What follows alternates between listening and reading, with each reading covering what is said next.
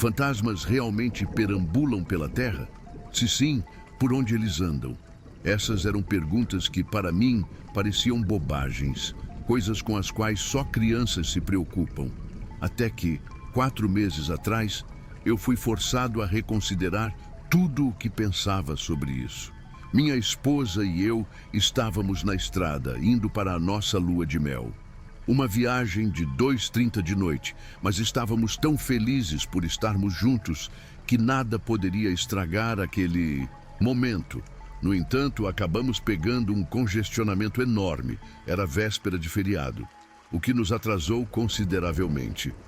Normalmente você passaria por aquela área em menos de 20 minutos, mas naquele tráfego perdemos cerca de 1 hora. Depois de uns 15 minutos parados, minha esposa agarrou meu braço e começou a tremer. Eu olhei para ela, preocupado, e perguntei se estava tudo bem. Mas os olhos dela estavam fixos na beirada da estrada.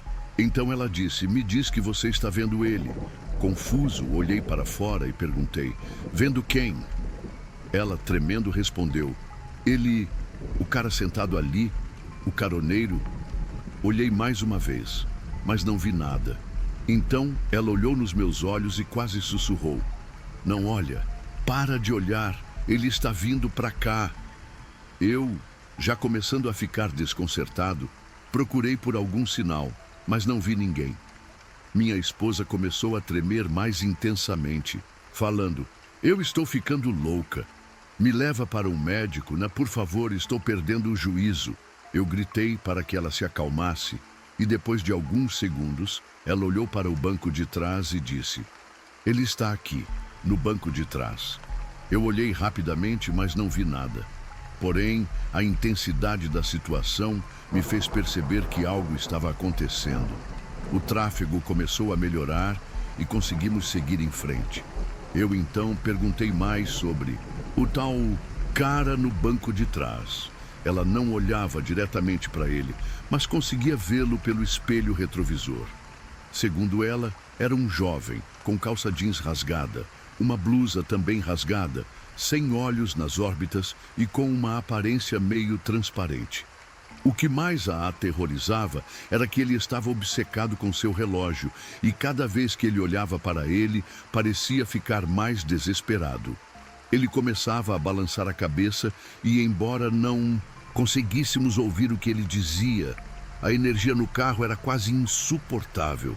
E então a experiência tomou um rumo ainda mais desconcertante. O fantasma esticou a mão e tocou em mim. Eu senti um frio congelante na parte de trás da minha cabeça, no pescoço e no ombro.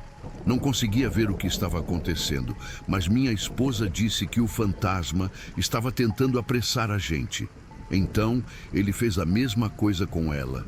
E nesse momento, eu realmente comecei a acreditar em tudo o que ela havia dito.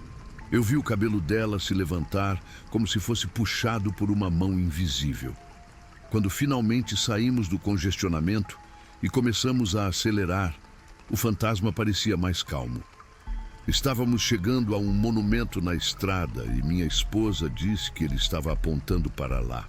Ela praticamente estava gritando para que eu parasse o carro. Quando finalmente parei, olhei para o banco de trás mais uma vez e não vi ninguém. No entanto, ao olhar para minha esposa, percebi que ela estava grudada na janela, acenando com a mão. Ela olhou para mim e pediu que eu pegasse as malas no porta-malas e colocasse no banco de trás. Quando perguntei o motivo, ela praticamente gritou: "Coloca logo as malas lá atrás." Fui até o porta-malas, peguei as malas e as coloquei no banco de trás.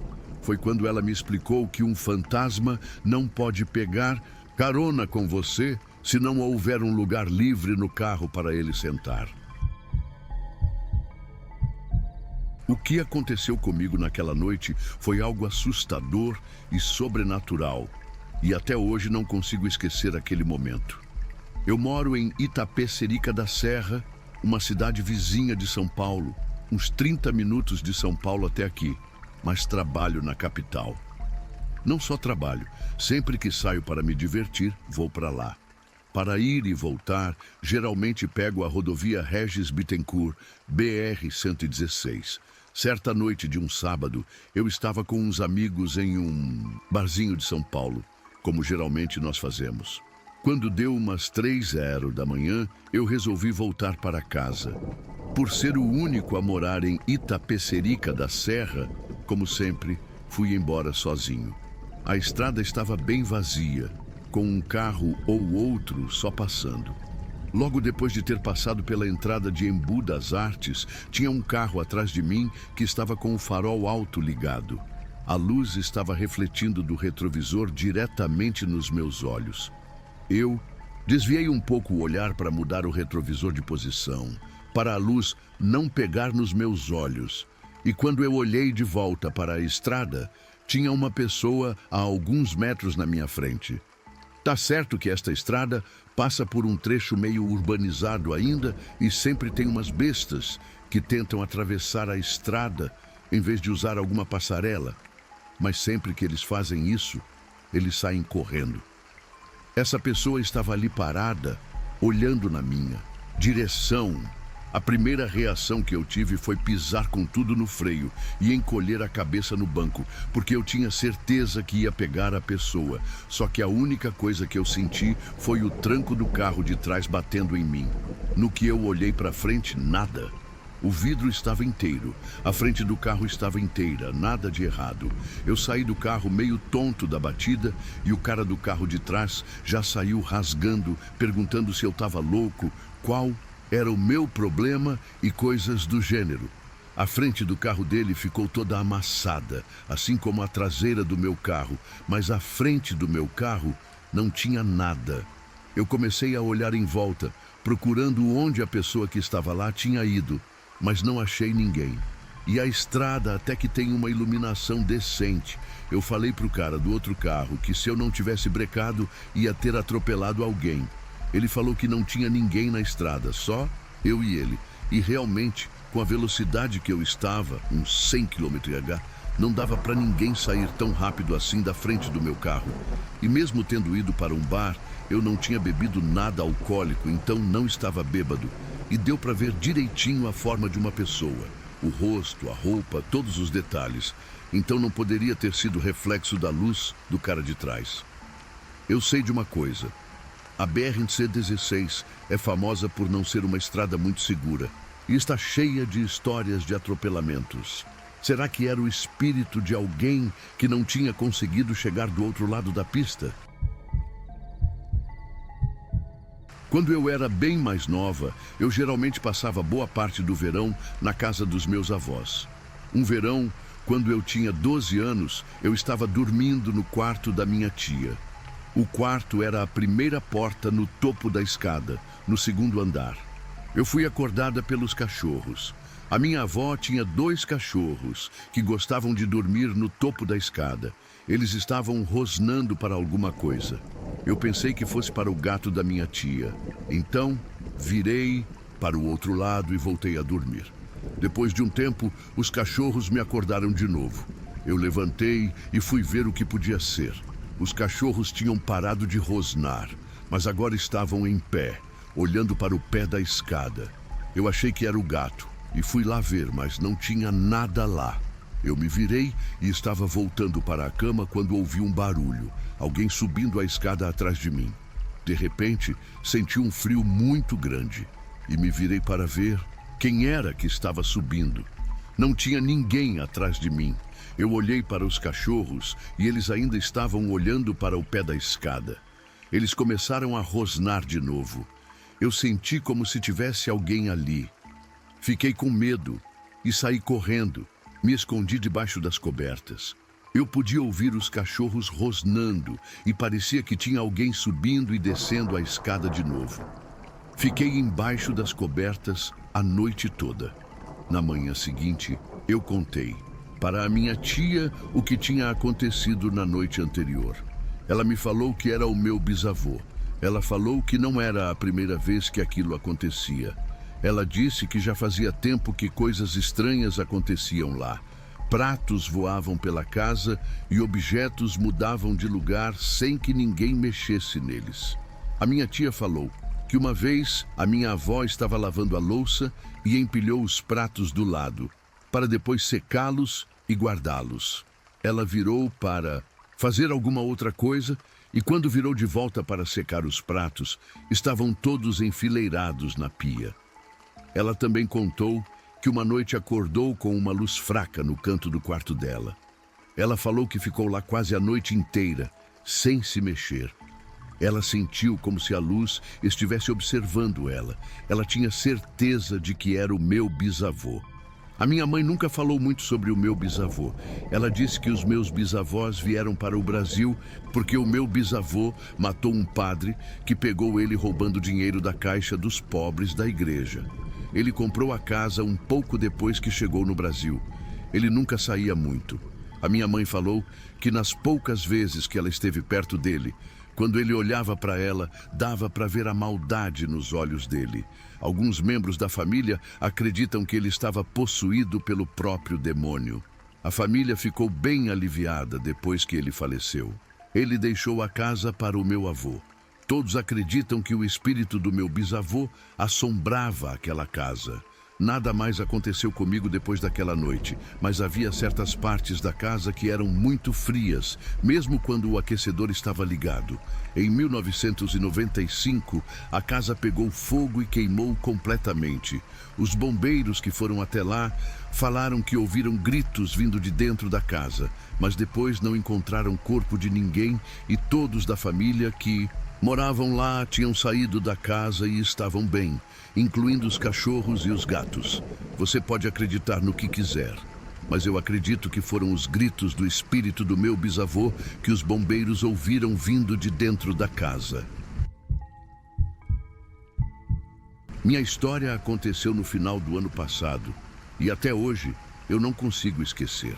Foi algo que me marcou profundamente. Um daqueles momentos em que a realidade parece brincar com nossa sanidade, nos fazendo questionar tudo o que acreditamos sobre vida e morte.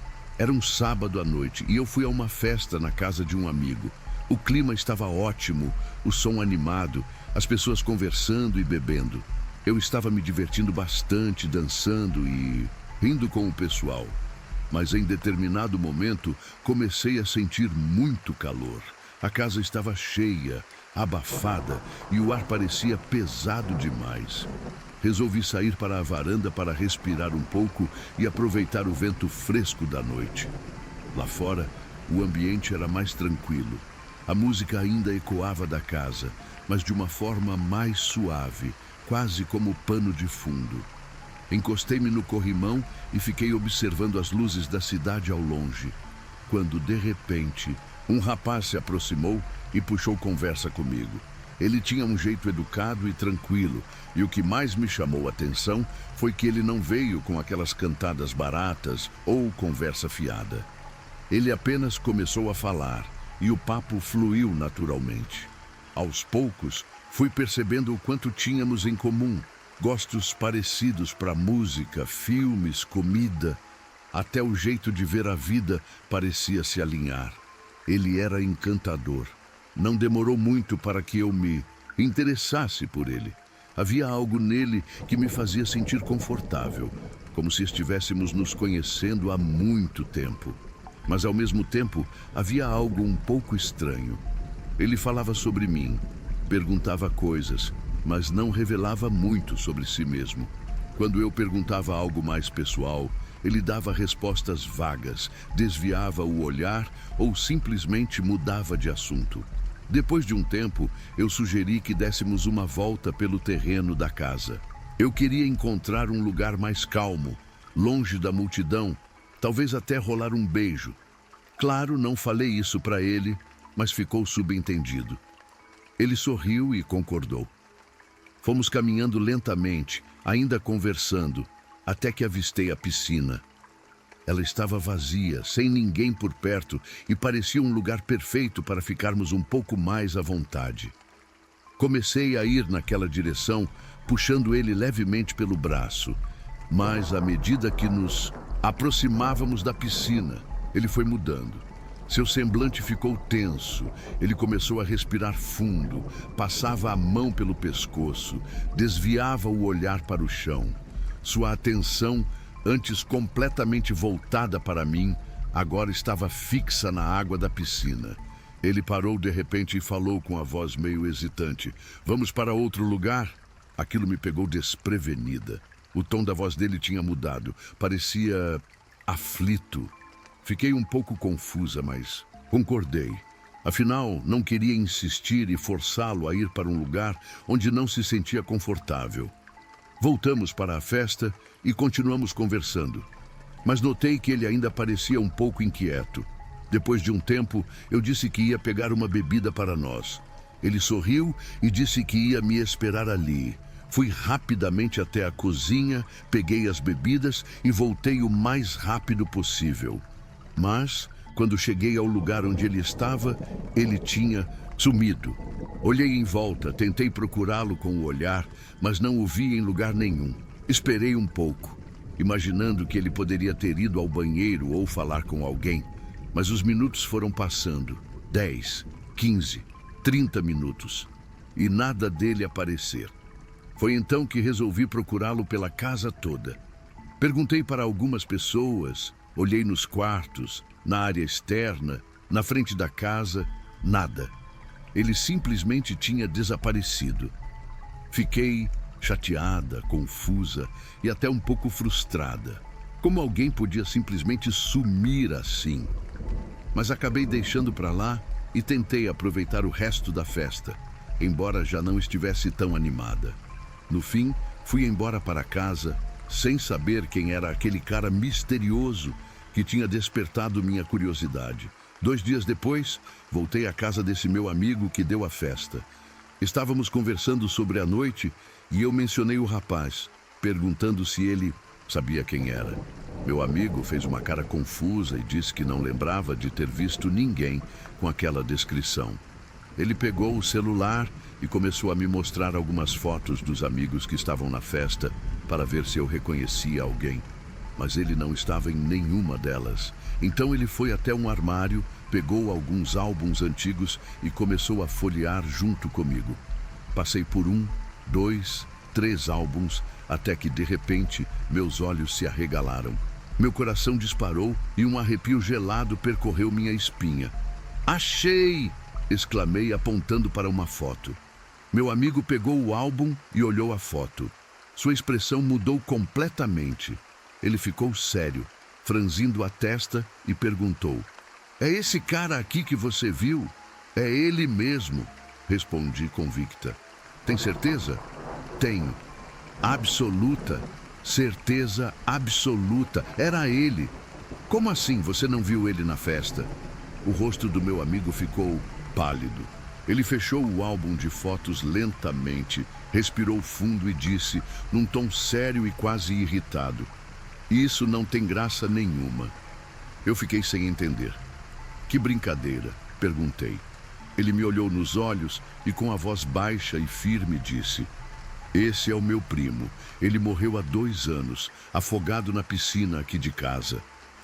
Naquele momento senti meu corpo inteiro paralisar.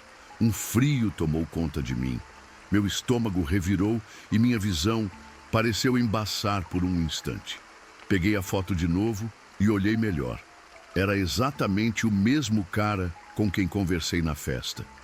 O mesmo sorriso, o mesmo olhar, mas ele estava morto. Meu coração pesou de um jeito que não consigo explicar. Fiquei triste, angustiada.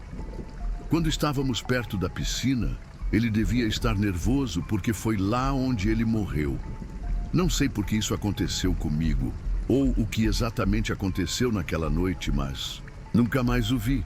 Mesmo assim, vou lembrar dele para sempre.